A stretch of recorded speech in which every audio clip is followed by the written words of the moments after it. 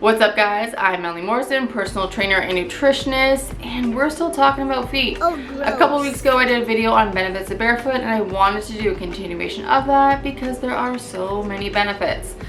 So a lot of my clients have really noticed significant difference of their movement by working out at home in their bare feet. Obviously we haven't had access to gyms over the pandemic, so that's kind of been the only option, but a lot of their movement has really improved.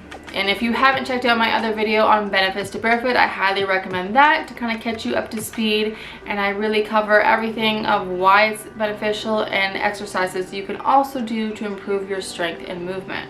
But for this video specifically, we are going to talk about 3 different tools that you can use, some of which you can carry with you in your gym bag, do it at the gym, do it at home, whatever is convenient for you.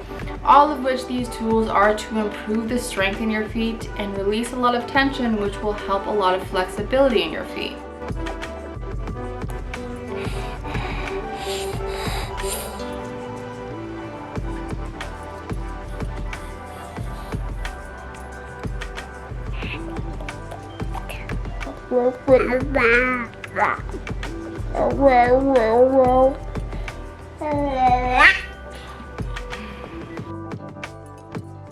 So the first accessory we'll get into are toe spacers, and toe spacers look just like this.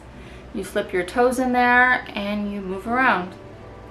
So why toe spacers are beneficial to help strengthening our feet is because it allows your feet to really spread out and creates a greater surface for your feet to touch the floor with. And why that's important, if you did not check out my first video on benefits of barefoot, is because we have proprioceptors on the bottom of our feet that allow us to feel feedback and know how to engage our muscles more accurately. So an example that I like to give a lot of clients is that if you were using your hand and you close your fingers close together and you're reaching inside of a bag to try to feel what's around in your bag, or if you're looking for something in your bag, you're less likely to feel things if you're just patting around with your hand like this, whereas if your hand is open and you're reaching and grabbing in your bag, you're more likely to find what you're looking for. And it's the same thing with your feet. They need more service to be able to read that feedback, and using these toe spacers can do just that. And where toe spacers are different for something like orthotics is that orthotics is kind of creating that structure for you, and you're only really getting the benefit while you're wearing the shoes. Whereas toe spacers is creating that structure for you because you're walking in them in your bare feet, allowing your bare feet to kind of figure out what they're supposed to do on their own. So you can pretty much get toe spacers just about anywhere, but I do recommend getting the more rubber ones because that will allow your feet to move a lot more freely, and that's kind of what we're trying to create, free movement with our feet. They do have more firm ones out there, but I don't really recommend those because they're a lot harder on your feet and you won't have as good of a benefit. So let me show you how to put them on because they do look kind of silly, but they are very easy to put on. So it is easy to tell which way to put on the toe spacers because, as you can tell, the bigger end is for the bigger toe and the smaller notch is for the smaller toe. So you're going to put them on, there's a ring here, first hole, you put that on your big toe, and then the notch, first notch slides in between your big toe and your second toe. Same thing, next ring, you're going to slide your second toe in there, and so on and so forth.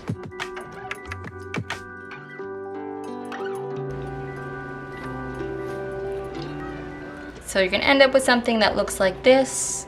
You want to get them as close to the inner groove of your toes, making sure they're on nice and tight. But that's what they look like. So that's how you put them on, pretty simple, and I do recommend if you're first starting out with them to maybe only do it for about 5 minutes at a time. Because remember, you are creating a new structure in your feet, so it can get pretty painful if you wear them for long periods of time if you're new to them.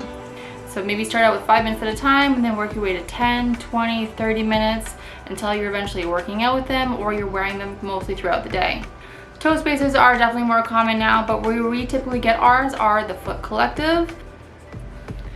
And that's something that you can just buy online. Pretty easy to do, pretty easy to get. They're very convenient now because they are more common, and they are really good for something that you are doing with yoga as well, or any barefoot movements. So most of us are back in the gym, and if you do want to wear the toe spacers beyond just being at home, there are shoes that accommodate to that. So you can wear your shoes and the toe spacers, making sure you're still strengthening your feet.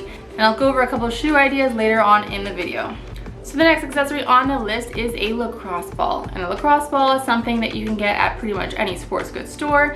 It is very firm, which is perfect for what we're going for here because we're trying to work in the tension in our feet.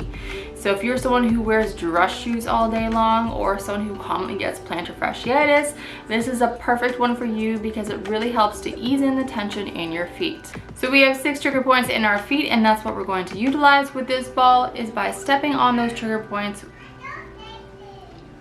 this ball on those trigger points, and I will show a picture here of those trigger points.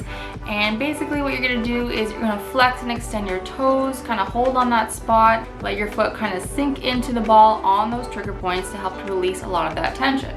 And if you are just about to do some type of activity, then I would suggest for doing it for maybe only 30 seconds at the max. You don't want to do it for too long. But if you are really trying to work in there and kind of release a lot of tension, then I would suggest doing it for up to 2 minutes. So by standing on the ball on your trigger points, you're going to flex and extend your feet. This will really allow it to open up the muscle and kind of work in a little bit deeper than as if you were just standing on the muscle on the trigger point.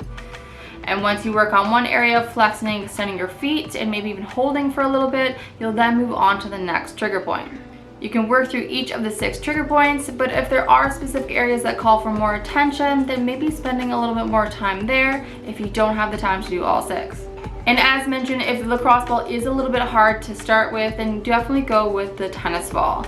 If you are feeling tense or pain during the movement, go with something a little bit easier. You're never really going to be able to work through that tension. If you're constantly clamming up and feeling that tension through the rest of your body, you want to be able to release and relax during this movement. So the next accessory on the list is a barefoot bar, and ours looks like this. It is a hard surface bar, and we got ours from the Foot Collective. And it's something that we just have up in our living room, so we can use it for anything like a calf stretch or being able to stabilize or create a lot of balance. There's so many things you can do with this that really help to strengthen your feet. And because it is a hard surface and it is rounded, it allows for a lot of work with your proprioceptors for that feedback that we're really trying to work. So the bar comes with 2 stands that you can have on either end so it doesn't roll around, and we literally just have it up in our living room. And it's honestly been a conversation piece as well, so it's definitely not an eyesore or anything in the living room. And when you start off with the bar, you can start off with anything from just holding your balance and just standing on it and kind of working away with your balance, or you can start to actually walk on it to really engage a lot of those muscles and kind of get everything working. Or you can even incorporate a little bit of movement by doing backward lunges or squats on the bar to really challenge yourself. And one thing that I really like about the bar is that you can use it as a warm-up, so you can take 3 to 5 minutes, and before your actual workout, you can do stabilization drills or just balancing drills on the bar, or flexing and extending your toes to kind of get everything moving, everything warm, or you can actually incorporate it in your actual workout. So by doing backwards lunges and stuff like that, you'll really feel the difference in how you utilize your toes and the rest of your feet when you're on a hard surface like that that's a rounded edge, because your feet really have to work to figure out what they have to do. So here I have my bar set up. You're going to stand on the bar, working just on balance. You're just going to stabilize and stay on one spot. You can have 2 feet on the bar, or more challenging, you can take 1 foot off the bar. If you want a little bit more movement and creating more strength in your feet, you can walk back and forth on the bar. Or if you want to create a little bit more movement, you can do curtsy squats or some type of back lunge on the bar with 1 foot on the bar and the other on the floor.